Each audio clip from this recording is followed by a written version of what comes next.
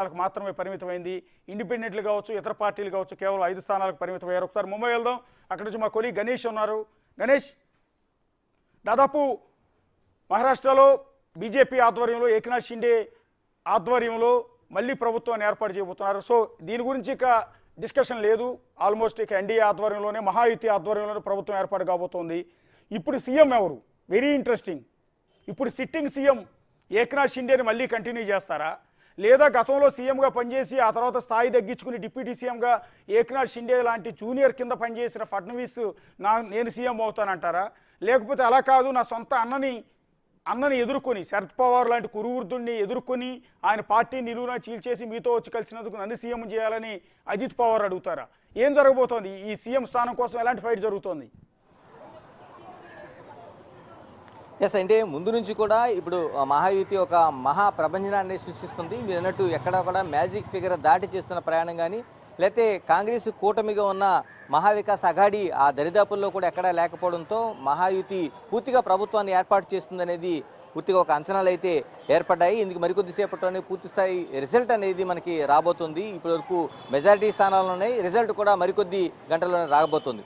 అయితే ఇప్పుడు ఉన్నది అంటే దాదాపు 2 పార్టీల్లో కూడా మహాయుతి కావచ్చు, మహావికాస్ అఘాడీ కావచ్చు, రెండింటిలో కూడా ఇలాంటి సందిగ్ధతే. అంటే ఏ పార్టీ అధికారంలోకి వచ్చినా సరే అక్కడ సీఎం ఎవరనేది అనేక తర్జన భర్జనలు జరుగుతున్నాయి.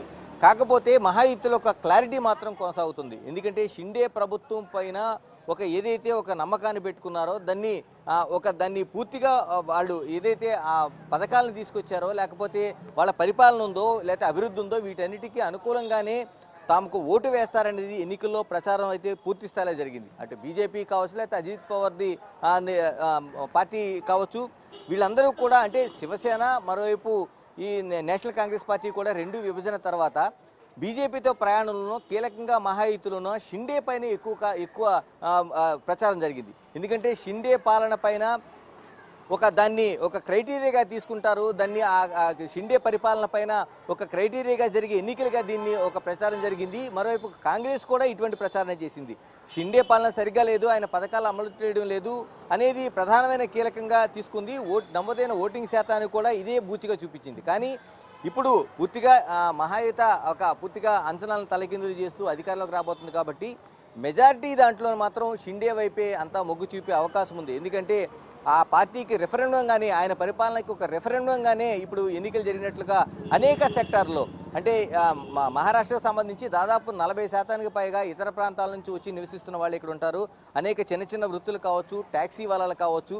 ప్రధానంగా మనం మాట్లాడుకోవాల్సింది ట్యాక్సీ వలాలు. దాదాపు 55 నుంచి 60 వేల ట్యాక్సీలు ఇక్కడ బ్లాక్ అండ్ ఎల్లో ట్యాక్సీలు నడుస్తాయి. ఇవి ఈ ఓటింగ్ శాతంలో ఉన్న కీలకంగా ఉంటాయి. వీళ్ళ కుటుంబాలు కావచ్చు, వీళ్ళు కావచ్చు.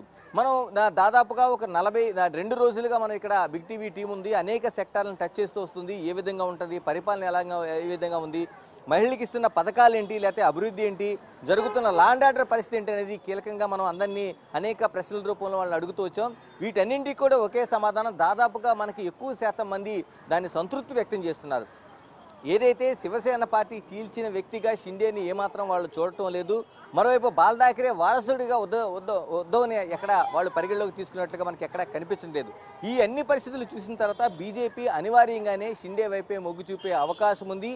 లేదు, రాజకీయాల్లో ఏమైనా జరగవచ్చు, గుర్రం ఎగరవచ్చు అన్నట్టు ఇంత పూర్తి స్థాయిలో అంటే షిండే ప్రభావం ఉంటే ఈ స్థాయిలో అంటే మ్యాజిక్ ఫిగర్ దాటి అనేక అంచనాలు ఉన్నాయి. కాబట్టి వీటిని తీసుకోకుండా ఎక్కువ అంటే కాంగ్రెస్ని దరిదాపుల్లో కూడా తీసుకురాని ప్రభావం అంతా అజిత్ వర్గానికి కావచ్చు, లేకపోతే బీజేపీకి సంబంధించిన మోదీ ప్రభావం కావచ్చు, ఇక్కడ ఉండే స్థానిక లీడర్లు కావచ్చు, ఈ ప్రభావం అంతా షిండేకి యాడ్ అయిందనే అంచనాలు కూడా వాళ్ళు వేస్తారు. కాబట్టి దీనిపైన ఏం జరుగుతుంది అనేది కానీ ఒక ఉత్కంఠతే మనకి చూడాల్సిన అవసరం ఉంది.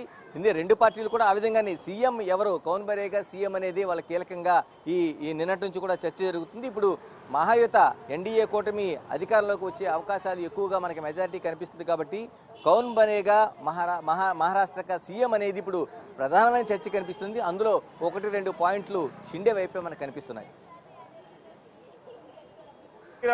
బీజేపీ ఆఫీస్ దగ్గర బహుశా సంబరాలు మొదలయ్యి ఉంటాయి.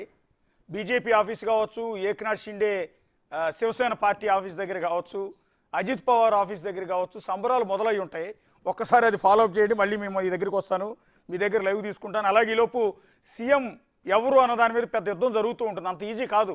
ఎందుకంటే ఫడ్నవీస్ లాంటి వాళ్ళు ఎట్టి పరిస్థితుల్లో కూడా ఒప్పుకునే అవకాశం లేదు. లాస్ట్ టైం కూడా ఆయన అలిగి కూర్చున్నాడు, ఎందుకంటే ఆ రోజు ప్రమాణ స్వీకారం రోజు నేనే అక్కడ ఉన్నాను. సో ఒకసారి శివరాచార్యుల గారు ప్రస్తుతం పొలిటికల్ అనలిస్ట్ ఆయన,